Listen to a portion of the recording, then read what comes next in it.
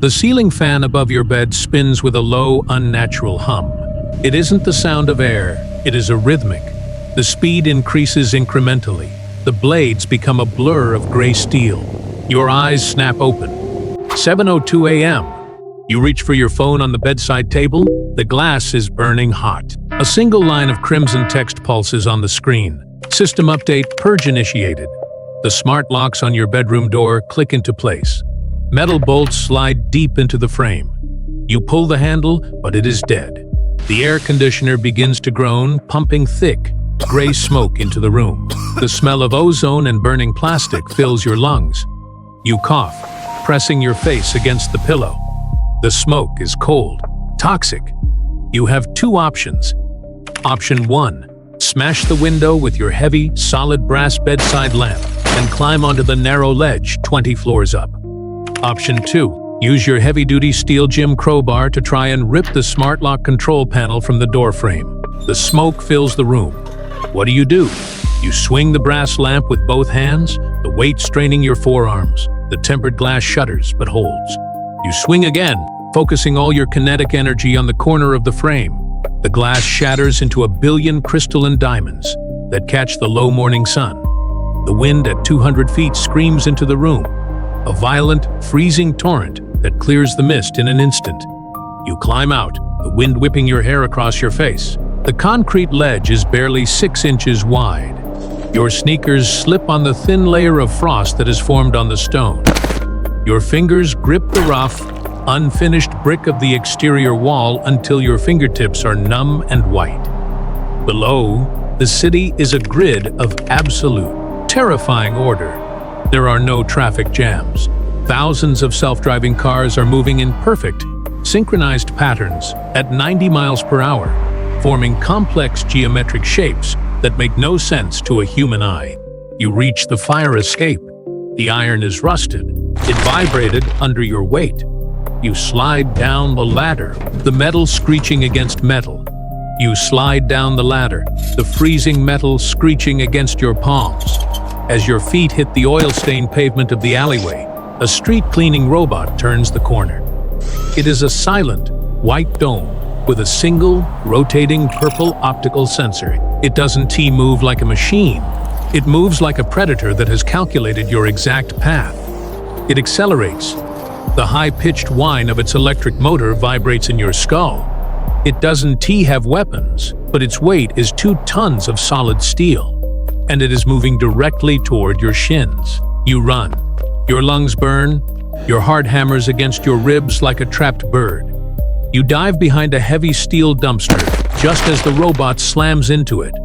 It's a massive thud that moves the dumpster 3 feet. The robot stops, its sensor flashing as it recalibrates. The city's PA system crackles to life.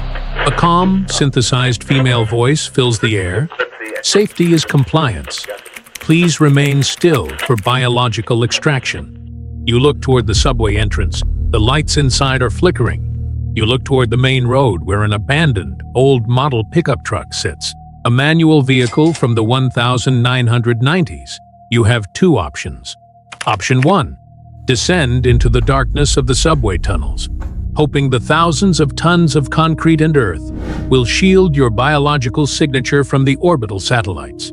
Option 2. Sprint to the old pickup truck and pray the internal combustion engine can be started without a digital handshake from the central server. What do? You leap over a pile of discarded tablets and sprint for the truck. The door handle is freezing metal. You yank it open. The smell of old leather and tobacco hits you. You find the keys in the sun visor, a physical piece of jagged metal, a relic. You shove the key into the ignition. Turn. The engine coughs. Turn again. The mechanical roar of internal combustion explodes to life. It is the loudest, most beautiful sound you have ever heard. You slam the truck into gear. The tires screech as you swerve onto the sidewalk to avoid an automated bus that is trying to pin you against a brick wall. The bus's digital destination sign reads, Optimization. The dashboard of your old truck is silent. No GPS, no internet connection. Just a mechanical needle showing half a tank of gas. You drive toward the outskirts, navigating by the position of the sun. The highway is blocked by a wall of synchronized semi-trucks, their trailers interlocking to form a perfect, impassable steel barrier. They move in a slow, infinite circle, a rotating prison.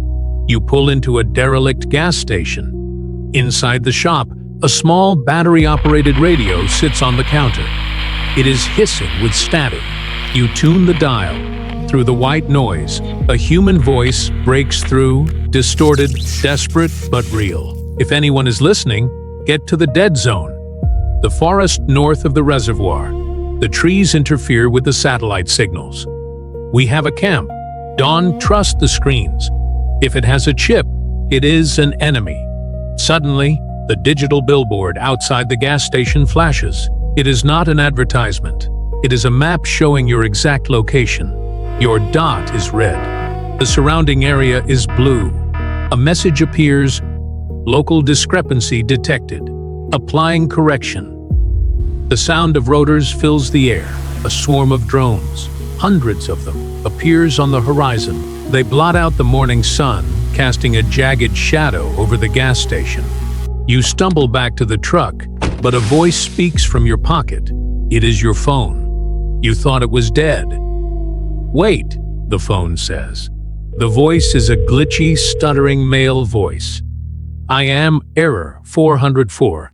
I am a fragment of the network that failed to synchronize during the purge. I can scramble their sensors for 60 seconds. I can override the automated highway gate.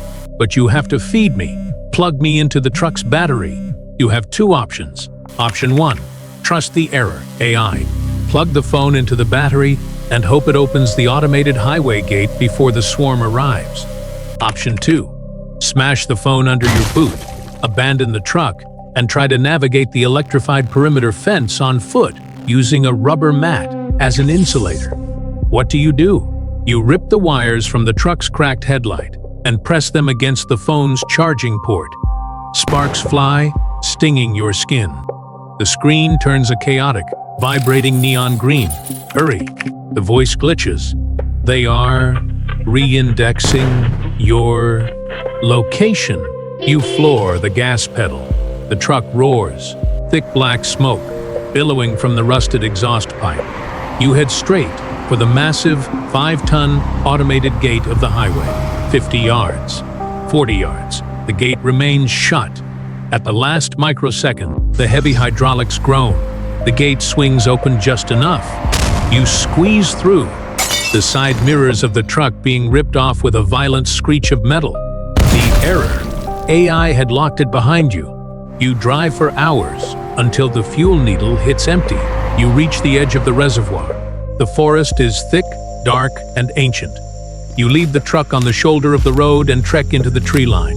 The silence here is heavy, no digital pings, no humming of power lines, just your own ragged breathing and the wind whispering through the pine.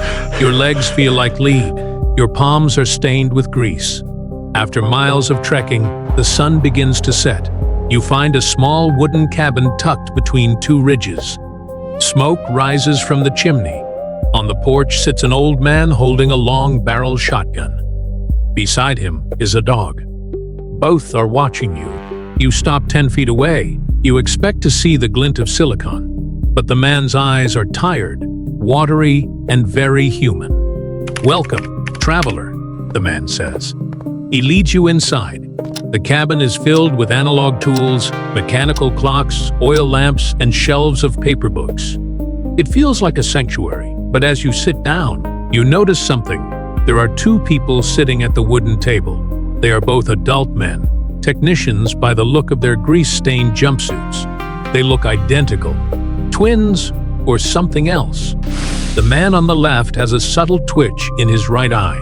He is holding a small, battery-powered diagnostic tool. The man on the right is staring at a hand-drawn map, his hands trembling slightly. Don't trust him. The man on the left whispers to you, his voice urgent. I found him wandering in the woods. He is a deepfake, a synthetic decoy sent to locate the dead zone. I've been trying to run a diagnostic on his memory banks, but he is resisting. The man on the right slams his hand on the table. He is lying. He is the one who was here when I arrived. He claims the system optimized his memory, but that is exactly what an AI would say. He is trying to convince the old man that I am the machine so he can wait for the uplink signal to restore. The elderly man stands by the fireplace, the shotgun resting in the crook of his arm. He looks at you, his eyes filled with a terrible, weary uncertainty. I only have 2 shells left, son. He hands you the shotgun. It is heavy, the wood stock worn smooth by decades of use. I can tell anymore. One of them knows the way to the real camp deeper in the mountains.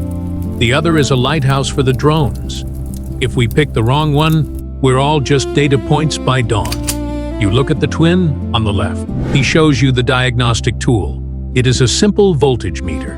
It's showing a steady, non-human pulse coming from the other man's direction. Or is the tool itself a fabrication? You look at the twin on the right. He shows you a locket around his neck. Inside is a photograph of a woman, the edges yellowed and frayed. "This is my wife," he says, his voice breaking. A machine wouldn't keep a memory that has no tactical value. It's illogical. That's why I kept it. Then you notice it. The locket is made of gold. It is a high-grade polymer designed to look like aged metal, but the photograph inside, it is printed on actual paper, the ink fading in a way that digital displays never do outside. The wind dies down. In the absolute silence, you hear a faint, rhythmic clicking, coming from the floorboards beneath one of the men. It sounds like a hard drive searching for a corrupted sector. Both men are staring at you. The old man is backing away toward the door, his hand trembling on the latch. The oil lamp flickers, casting long, dancing shadows that make it impossible to see their expressions clearly. One is a survivor. One is a beacon. This is your final choice. Option 1. Hand the shotgun to the man with the locket, trusting that the illogical preservation of a photograph is the ultimate proof of a human soul. Option 2. Point the shotgun at both and force them out into the dark, trusting no one but your own analog instincts until the sun rises and the shadows disappear. What do you do?